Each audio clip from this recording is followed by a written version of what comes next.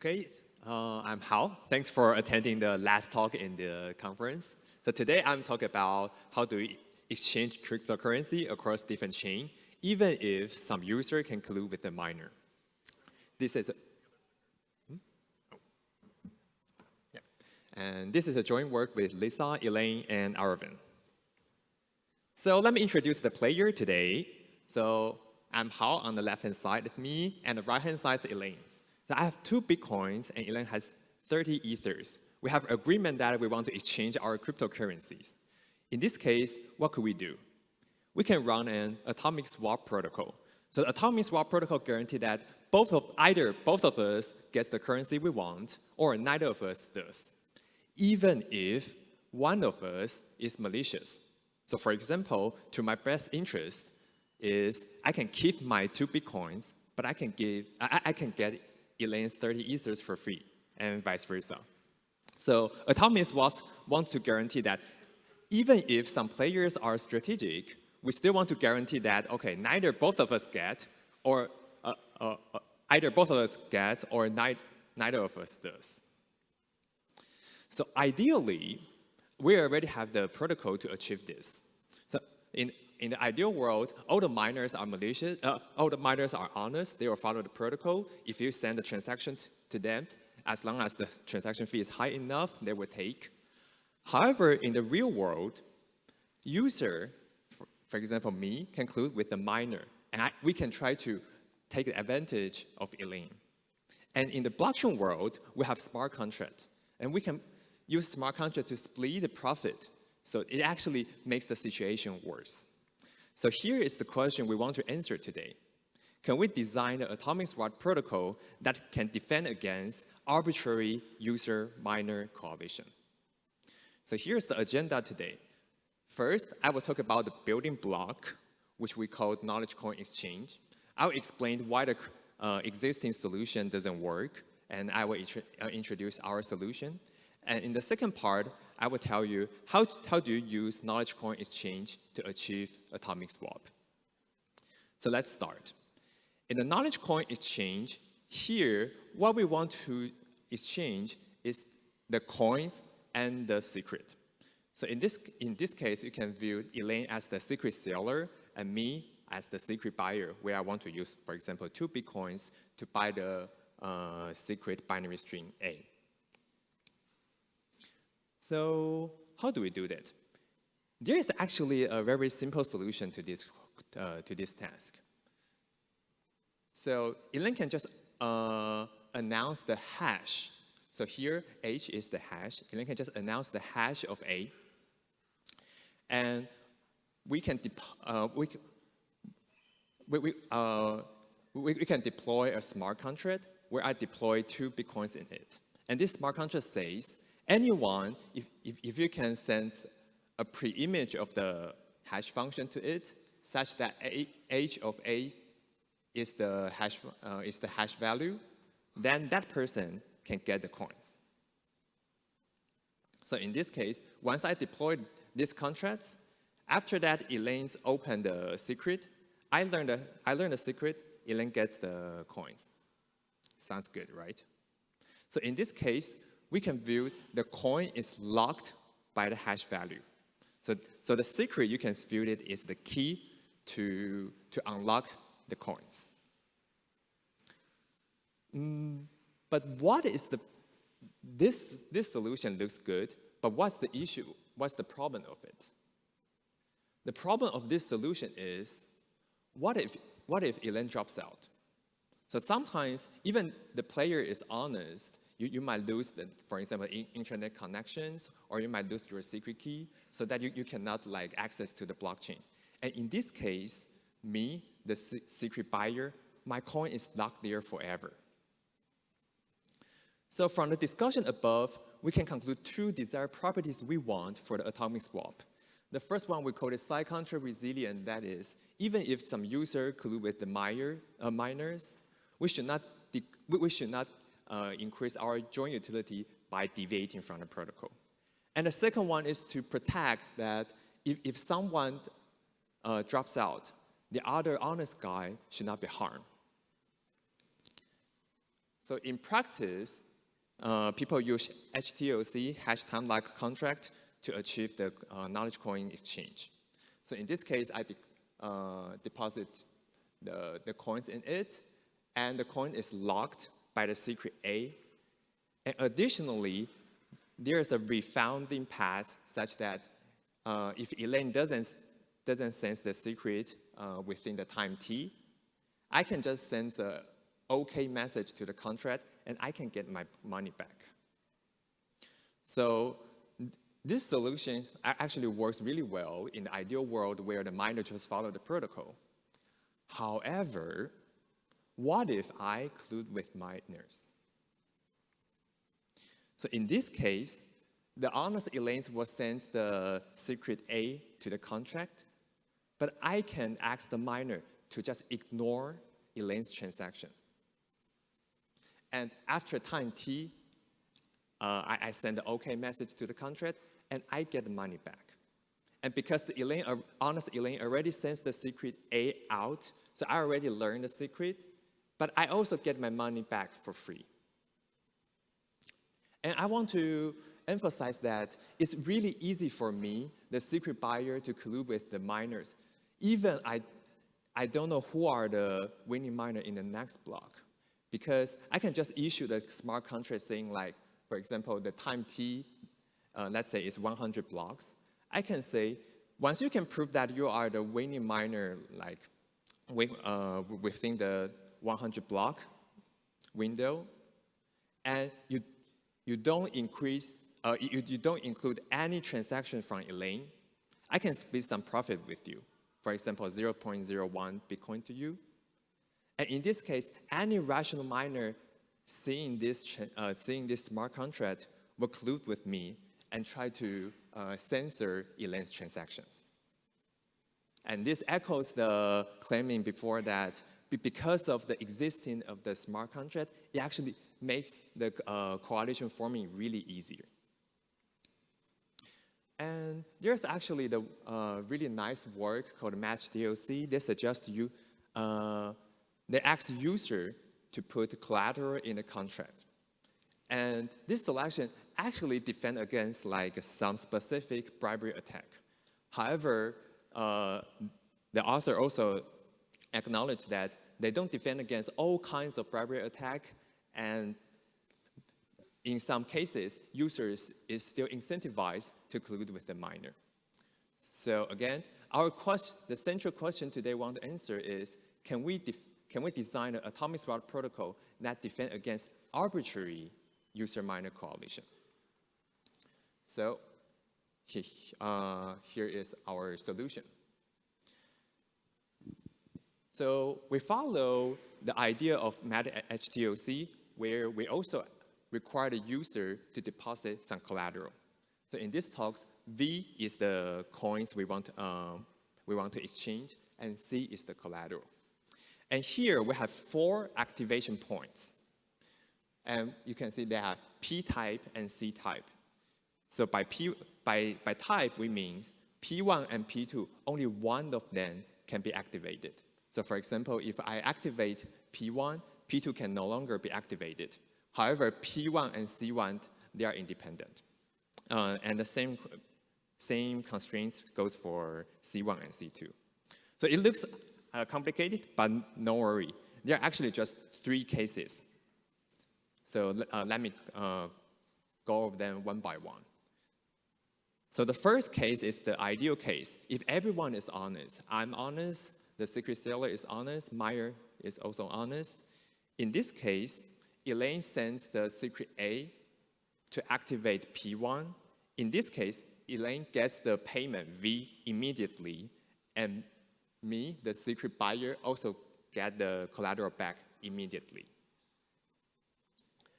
And second, what if the secret seller drops out? What if Elaine doesn't send the secret? In this case, I need to wait for the timeout T1. And here, I need to additionally send another secret, B, which is a sample in advance. And after P2 is activated, I need to wait for T2. And in this case, I will get all my money back. So this, you can view P2 and C1s are the refounding paths.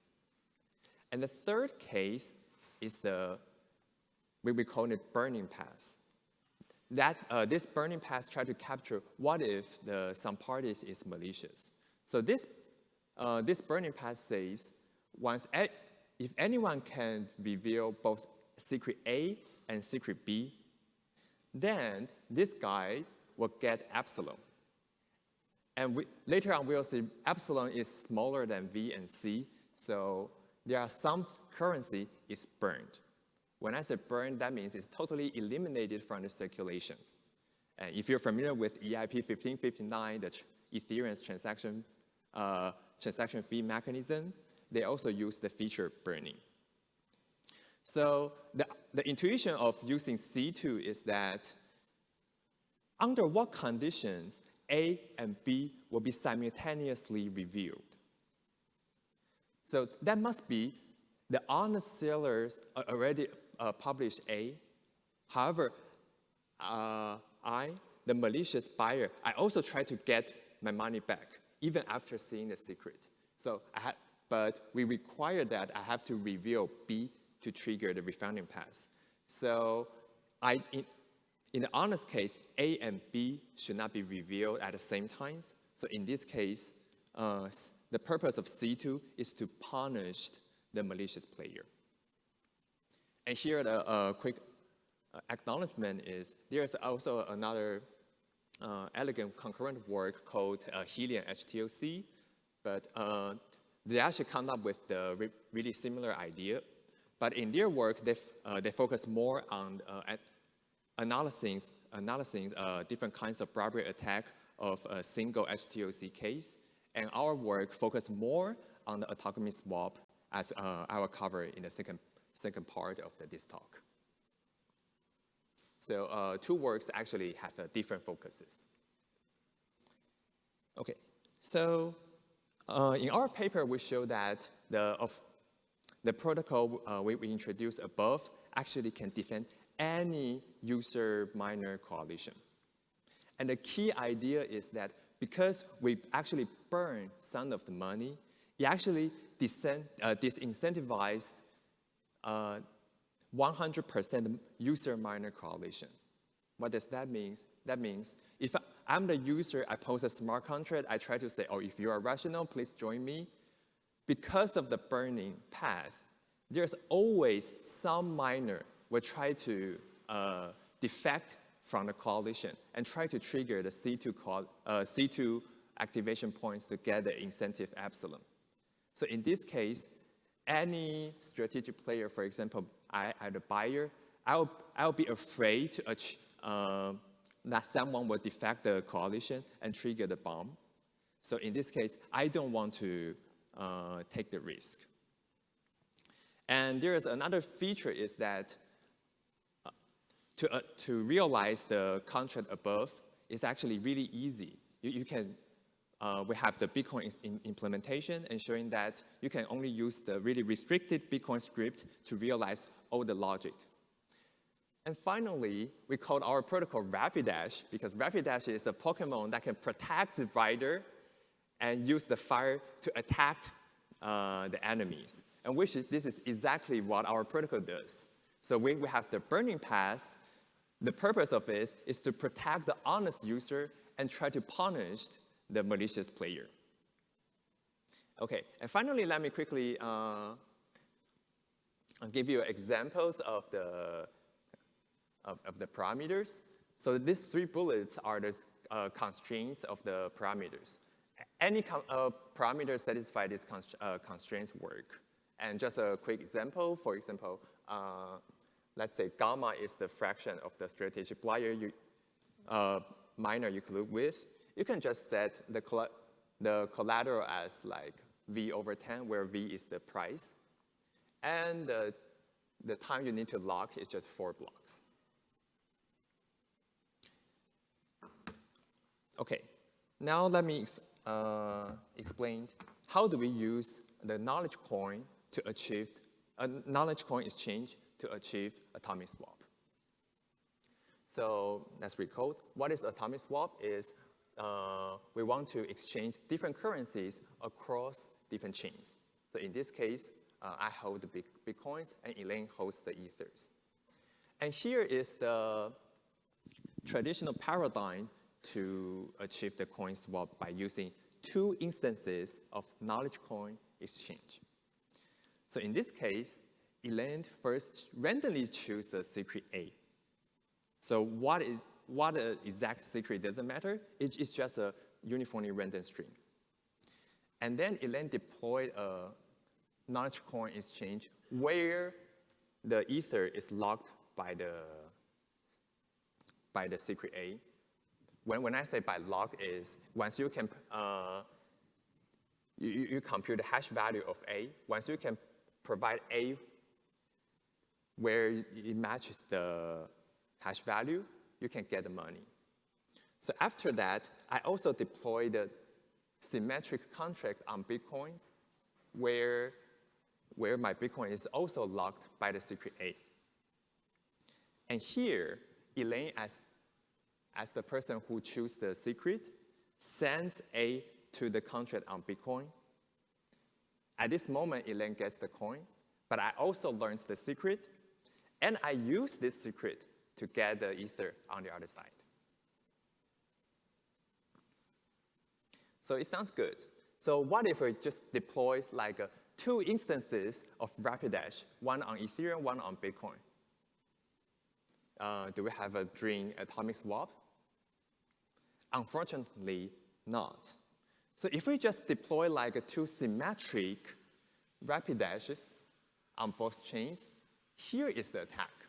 So both of us just deploy the contract. Here, Elaine doesn't send the secret A to the Bitcoin. Instead, Elaine waits. And because we have the refounding path, right? So after some time out, Elaine can get her money back. But on the other side, Elaine also tells the miner, please delay my transactions. Because if I don't see the secret A, I also want to get my Bitcoin back. But what if my transaction is delayed? And after Elaine gets her money back, Elaine can, at this moment, can send the secret A to the Bitcoin and get my Bitcoin for free. So what is the difference between like two instances and one instance? Why it's fine if there is only one instance, but now we are in trouble if we have two instances on different chains? The key observation here is because at this moment, after Elaine gets her Ether at step 4, the secret has no value. So if you just focus on a knowledge coin exchange, what if I just a simple secret buyer? Actually, at step 6, I learned a secret. I should be happy. If there is only one instance, I learned A at the end. I'm happy. However, in the atomic swap case, in this two instances case, A has no internal value. The secret A is just a lock such that we want to facilitate the coin swap. So as soon as Elaine gets her Ether at step 4, the secret A has no value to me. So that's the issue of coin swap.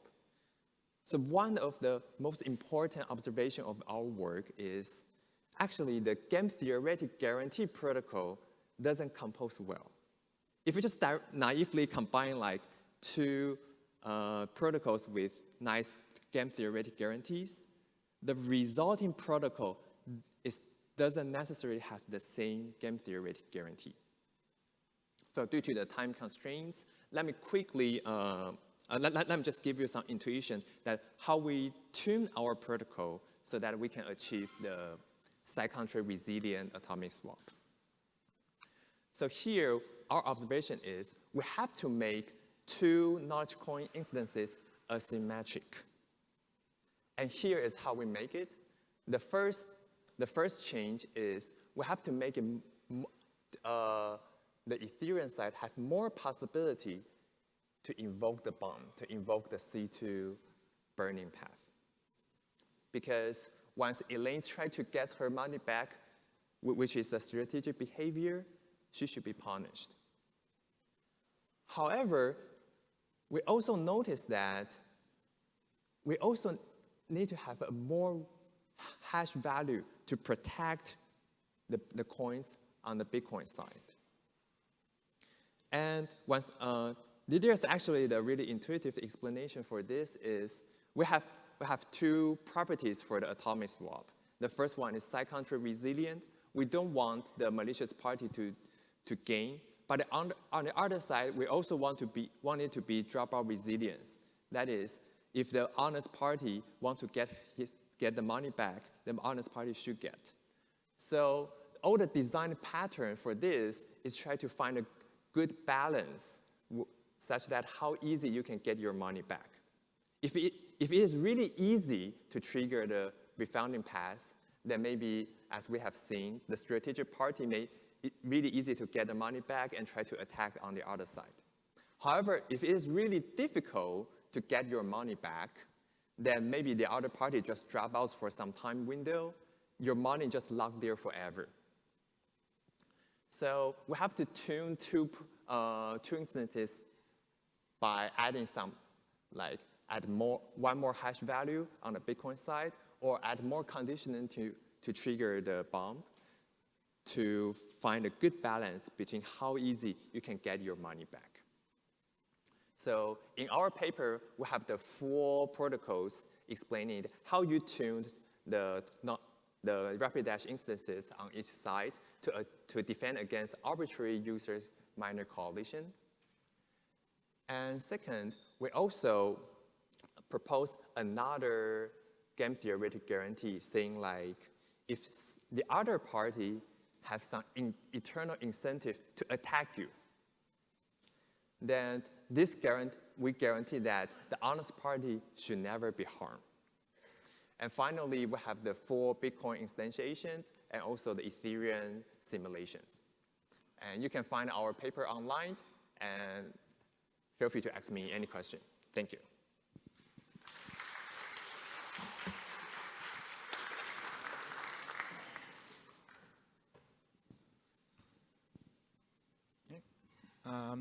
I have a questions. Want to line up at the mic there? Yep, go ahead. Hi, does this attack hold if you implement atomic swap with adapter signatures? Or any attack that is Atomic swap what? With adapter signatures? Adapt version? Adapter signatures? It's another way to implement atomic swaps. Sorry, what's your question? Well, if you don't know the other way, maybe we can talk about it later. But if you implement the atomic swap with an adapter signature, Adaptive signature? yeah, if the attack still holds. You mean if we use the adaptive signature to realize atomic swap, would it be easier? Yeah, instead of code and hash-based time lock puzzles. Have you thought about it? Yeah, I don't have a simple answer for that. Okay. Max? So I guess I have one question about how much we expect to burn in like the happy path equilibrium. And I have another question about whether you think this is more about a problem of the fact that the miner has too much control over what gets into the block. And maybe one other direction is just to try and increase the censorship resistance of the chain.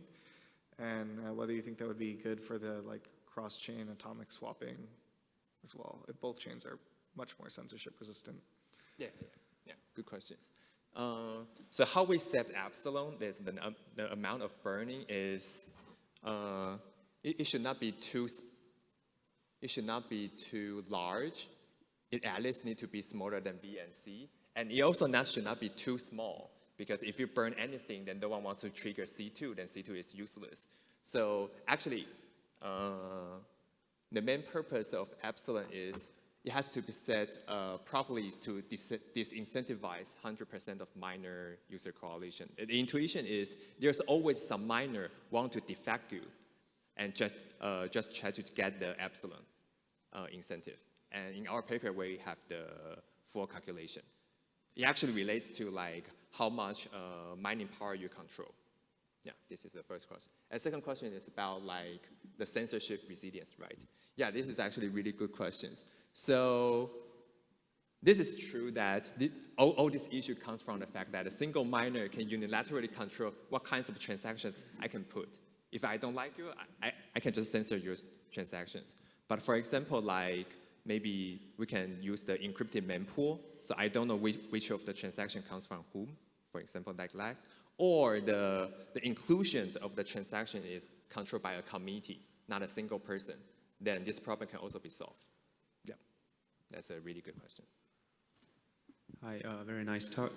I have a question about how, so you have a penalty when you receive the secrets of both A and B, but yesterday, like Fan shared work that currently in Ethereum, the builder market is mostly dominated by 3 parties.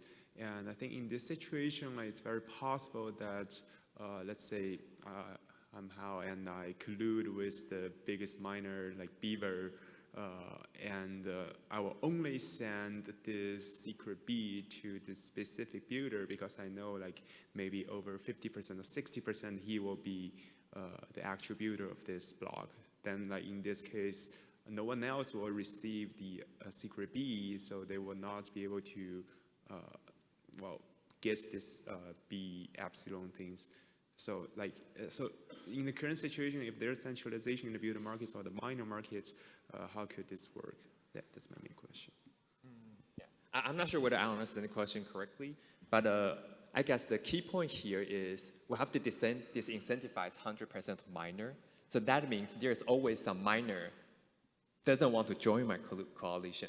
So in this case, for example, you send secret B to maybe the biggest miner, which only maybe controls 60%. That means there are still 40% who is not on my side. So in this case, we have to set the time lock T1 and T2 big enough such that there's, with high probability within this window, at least one honest miner will win the block. And that honest miner will just like either trigger P1, where everyone, which is the honest case, or trigger the C2 bomb.